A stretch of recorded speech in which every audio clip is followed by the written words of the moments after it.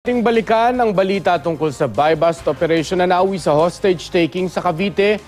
Subukan uli natin kausapin si GMA News stringer Rosel Calderon. Rosel? Yes, Mark. Magandang hapon.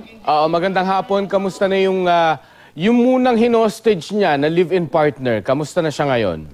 Okay, Mark. Kanina, nung nakita natin yung live-in partner na hinostage kanina, no, sa itsura niya mukhang nasa state of shock pa siya at sa panayam natin, hindi natin siya makausap pa ng medyo matagal.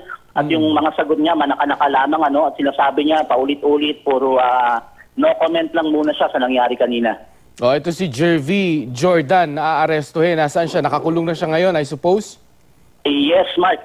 Nandito siya ngayon sa custodial facility ng Dasmariñas Component Police Station dito sa Dasmariñas, Cavite. At nasa loob siya ng kulungan ngayon, Mark. Bakit ba siya aarestuhin kanina?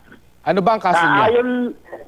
Ayon sa report ng pulisya, Mark, nagsagawa ng buy-bust operation sa Blessedville Subdivision sa Barangay Sampaloc po yan, sa Dasmariñas, Cavite kanina, mga pasado alas 8 ng umaga.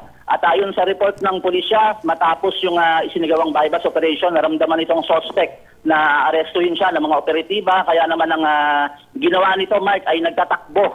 At doon sa proseso ng pagtakbo niya, nahagip niya yung kanyang live-in partner na nasa area lang at pumasok sila doon sa bahay at nagkandado at nagkulong doon, Mark. Okay. Sige, thank you sa update mo, Rosel. Okay, Mark. Maraming salamat. Okay, si Rosel Calderon, news stringer po natin sa Cavite.